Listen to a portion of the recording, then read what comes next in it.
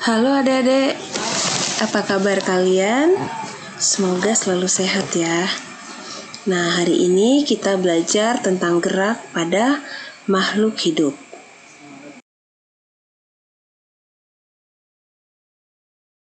Yang pertama, gerak pada tumbuhan. Nah, adik-adik, salah satu ciri dari makhluk hidup adalah bergerak.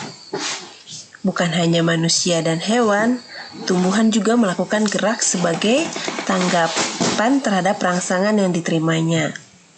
Tapi apakah kalian tahu gerak pada tumbuhan seperti apa? Tumbuhan melakukan suatu gerakan karena adanya rangsangan, tetapi gerakan yang dilakukan sangat terbatas, tidak seperti manusia atau hewan. Nah, gerak pada tumbuhan hanya dilakukan oleh bagian tertentu seperti misalnya akar, bagian ujung tunas, ataupun daun. Jadi gerak pada tumbuhan ini namanya gerak pasif. Kalau gerak pada hewan yang mana ataupun manusia yang mana berpindah tempat disebut dengan gerak aktif. Jadi gerak pada tumbuhan berbeda ya sama gerak pada hewan. Kalau pada tumbuhan disebut gerak pasif karena tidak berpindah tempat. Kalau pada hewan ataupun manusia disebut dengan gerak aktif. Secara umum, gerak pada tumbuhan dibagi menjadi 3 jenis gerak. Yang pertama, gerak endonom. Gerak endonom adalah gerak pada tumbuhan akibat rangsangan yang berasal dari dalam tubuh tumbuhan, misalnya pH dan hormon. Gerak endonom disebut juga gerak otonom atau gerak spontan.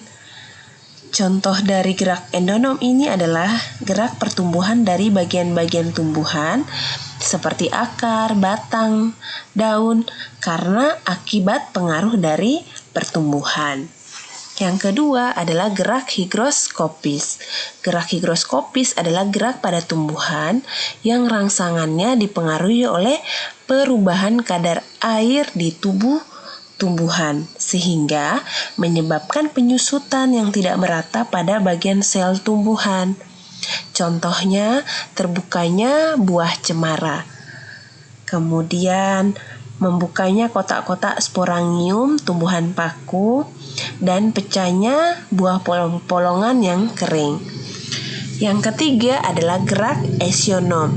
Gerak esionom adalah gerakan pada tumbuhan yang disebabkan oleh rangsangan dari lingkungan luar. Contohnya seperti cahaya, sentuhan, gravitasi, air, suhu, dan juga zat kimia. Contohnya adalah menutupnya daun putri malu karena sentuhan. Contoh lainnya adalah mekarnya bunga kembang sepatu pada siang hari karena pengaruh cahaya, atau pertumbuhan akar tanah yang selalu menuju ke sumber air. Berdasarkan jenis rangsangannya, gerak endonom dibagi menjadi 3. Yang pertama tropisme, taksis, dan nasti. Tropisme adalah gerak tumbuhnya tumbuhan yang dipengaruhi oleh arah datangnya rangsangan. Jika tumbuhan mendekati rangsangan disebut tropi positif, tetapi jika tumbuhan menjauhi rangsangan disebut tropi negatif. Yang kedua adalah gerak taksis.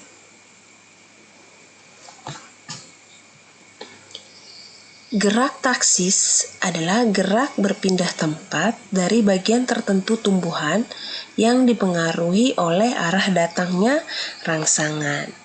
Sedangkan gerak nasti merupakan gerak dari bagian tumbuhan yang arahnya tidak bergantung pada arah datangnya rangsangan. Nah, arah geraknya terjadi akibat perbedaan tekanan turgor. Tekanan turgor yaitu tekanan yang mendorong membran sel terhadap dinding sel. Nah, tekanan turgor ini menyebabkan tumbuhan mengembung. Nah, adik-adik, gerak tropisme dibagi menjadi 5 macam. Yang pertama adalah fototropisme. Nah, fototropisme adalah gerak karena rangsangan cahaya. Fototropisme positif berarti tumbuhan bergerak menuju cahaya. Kalau fototropisme negatif berarti tumbuhan bergerak menjauhi cahaya. Contohnya adalah untuk fototropisme positif, itu adalah gerak ujung tanaman menuju ke arah datangnya matahari. Misalnya ujung batang bunga matahari yang membelok menuju ke arah sinar matahari. Kalau fototropisme negatif, contohnya adalah gerak ujung akar menjauhi arah datangnya cahaya. Yang kedua adalah geotropisme. Geotropisme adalah gerak karena rangsangan yang berupa gaya tarik bumi. Contoh gerak geotropisme positif adalah tumbuhan akar yang selalu menuju ke dalam tanah. Dan geotropisme negatif contohnya adalah batang tumbuh menjauhi pusat bumi. Yang ketiga adalah hygrotropisme, adalah gerak rangsangan dari sumber air. Contohnya pertumbuhan akar tanah yang selalu menuju ke sumber air. Selanjutnya adalah tikmotropisme.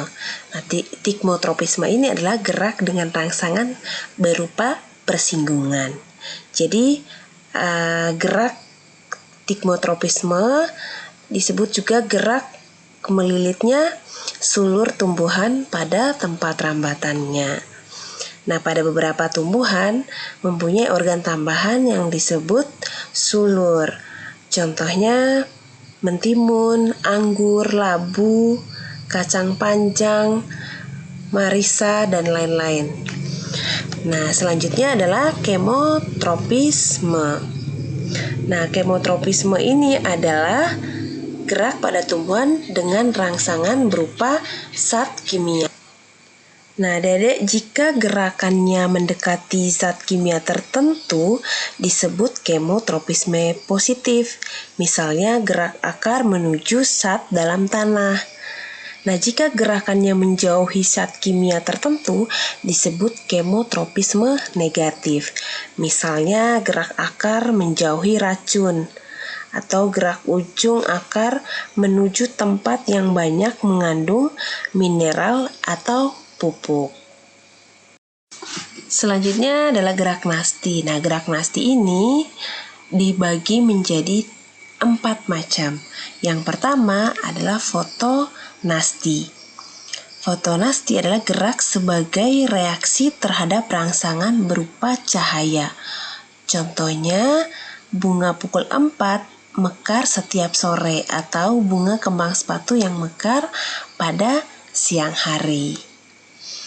Selanjutnya adalah gerak seismonasti. Nah, gerak seismonasti adalah gerak dengan rangsangan berupa sentuhan. Contohnya gerak menutupnya daun putri malu ketika disentuh. Selanjutnya adalah gerak niktinasti. Gerak tidur dari tumbuhan karena adanya rangsangan berupa gelap. Contohnya menutupnya daun petai Cina pada malam hari. Selanjutnya adalah termonasti, gerak karena adanya rangsangan berupa suhu. Contohnya bunga tulip mekar jika suhu naik dan menutup jika suhu turun. Oke, Adik-adik, selanjutnya adalah gerak taksis. Gerak taksis dibagi menjadi 3 macam. Yang pertama fototaksis, kedua kemotaksis, dan yang ketiga adalah galvanotaksis. Nah, fototaksis adalah gerak seluruh tubuh tumbuhan dengan rangsangan berupa cahaya. Jadi gerak fototaksis pada tumbuhan adalah gerak berpindah tempatnya tumbuhan karena disebabkan oleh adanya rangsangan cahaya dari luar. Nah, fototaksis ini dibagi menjadi 2. Fototaksis yang bersifat positif dan fototaksis yang bersifat negatif. Fototaksis yang bersifat positif adalah apabila gerakan mendekati sumber rangsangan cahaya. Sedangkan yang bersifat negatif apabila gerakan menjauhi sumber rangsangan cahaya. Nah, contoh dari fototaksis bersifat positif adalah yang pertama, gerakan euglena mendekati sumber rangsangan cahaya dengan intensitas rendah. Contoh kedua adalah gerakan kloroplas mendekati cahaya yang menerangi dinding. Contoh ketiga adalah adik-adik, karena euglena itu dilengkapi oleh bulu cambuk atau disebut dengan flagel, yang mana flagel ini terdapat bintik mata yang peka terhadap rangsangan cahaya. Nah, letaknya ini pada ujung anterior yang mana fungsinya sebagai alat gerak mendekati rangsangan cahaya, sehingga euglena akan bergerak mendekati area atau tempat yang terkena cahaya. Nah, contoh gerak fototaksis bersifat negatif adalah gerak euglena yang bergerak menjauhi intensitas cahaya yang tinggi. Jadi euglena itu hanya bisa bergerak mendekati kalau cahaya intensitasnya rendah. Jadi dia menjauhi kalau intensitas cahayanya tinggi. Contoh lainnya adalah gerak ganggang yang menjauhi apabila ada cahaya dari luar. Selanjutnya adalah kemotaksis. Kemotaksis adalah gerak seluruh tubuh tumbuhan dengan rangsangan berupa zat kimia.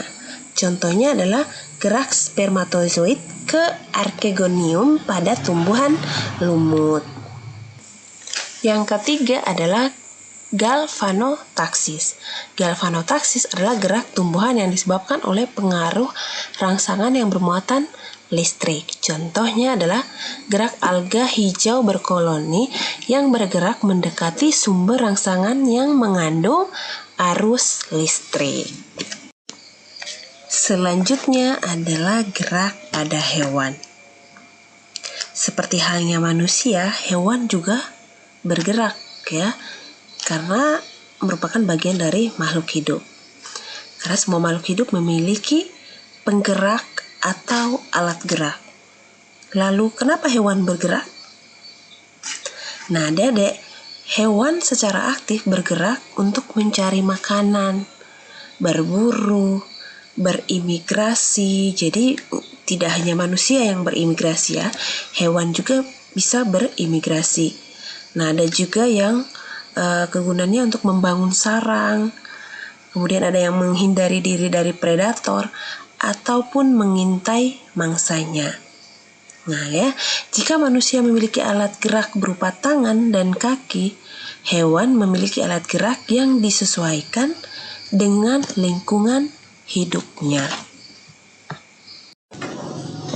Nah, adik-adik, untuk mempertahankan diri dari musuh ataupun untuk mencari makan, kira-kira bagaimanakah gerak hewan yang ada di darat? Nah, hewan pada umumnya dalam bergerak memiliki berbagai cara tergantung habitat tempat tinggalnya. Ada yang berjalan, berlari, melompat, dan merayap. Hewan yang hidup di darat bergerak dengan tulang dan otot. Namun demikian, struktur tulang dan otot hewan di darat tidak sama. Itulah sebabnya kecepatan gerak hewan di darat berbeda-beda. Nah, coba adik-adik bandingkan kaki kuda dengan kaki kucing. Kaki kucing lebih ramping dibandingkan kuda. Begitu pula otot dan massa tubuh kucing lebih ringan.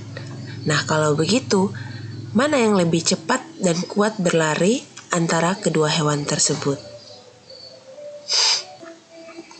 Nah, adik-adik, tentu saja kucing lebih cepat dan lebih kuat berlari karena memiliki kaki yang lebih ramping dan massa otot yang lebih ringan.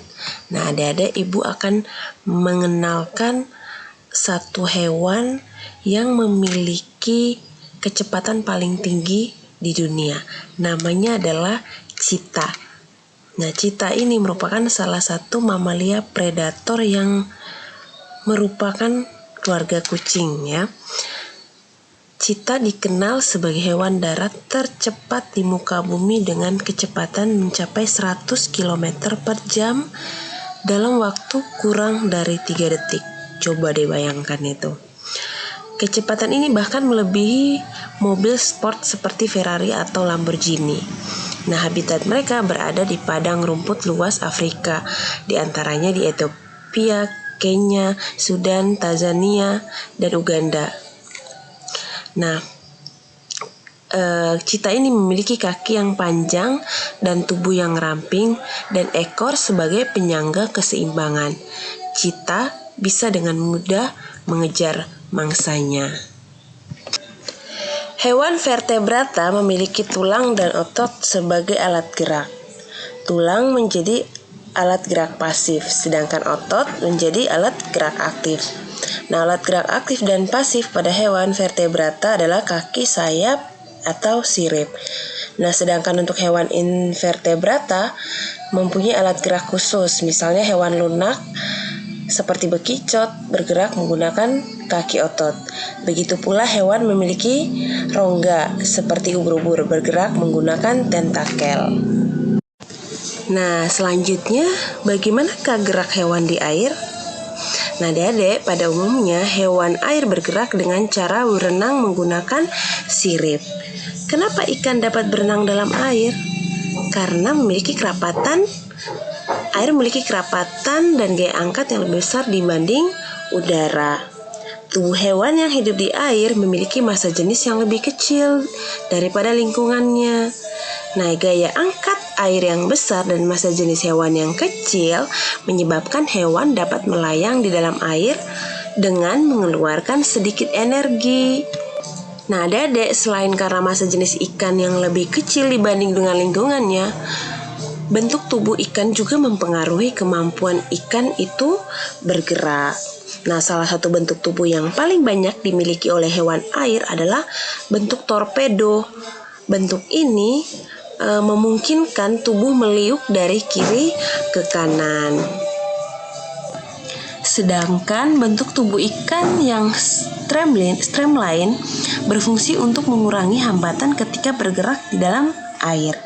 Dan ekor serta sirip yang lebar berfungsi untuk mendorong gerakan ikan dalam air.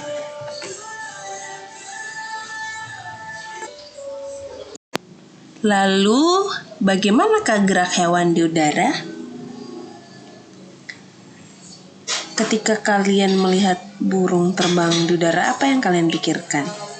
Rasanya tidak mungkin kan sesuatu yang dilempar ke atas seharusnya jatuh kembali ke permukaan bumi karena ada gaya gravitasi bumi. Lalu bagaimana seekor burung dapat terbang bebas di angkasa? Nah, adik-adik, tubuh hewan-hewan atau burung yang terbang di angkasa memiliki gaya angkat yang besar untuk mengimbangi gaya gravitasi bumi. Nah, salah satu upaya untuk memperbesar gaya angkat dengan menggunakan sayap. Prinsip yang sama diterapkan juga pada pesawat terbang. Sayap burung memiliki susunan kerangka yang ringan, tulang dada, dan otot yang kuat. Lalu bagaimana cara burung berterbang? Nah, saat sayap dikepakkan, udara akan mengalir ke bawah. Nah, dorongan ke bawah tersebut akan menghasilkan gaya yang berlawanan arah, sehingga burung akan terangkat ke atas. Nah, kalau adik-adik ingat, beberapa hari yang lalu kita belajar tentang hukum Newton, yaitu hukum 3 Newton, gaya aksi dan gaya reaksi. Nah, gaya aksi dan reaksi ini berlaku juga pada saat burung terbang. Ya, gaya aksinya dorongan ke bawah oleh kepakan sayap, kemudian gaya reaksinya akan menghasilkan gaya berlawanan arah sehingga burung akan terangkat ke atas. Seperti itu ya adik-adik. Jadi ada hubungannya hukum 3 Newton dengan burung terbang. Jadi kesimpulannya adik-adik, kenapa burung bisa terbang? Karena burung mampu mengimbangi gaya gravitasi bumi dengan cara memperbesar gaya angkat menggunakan sayap.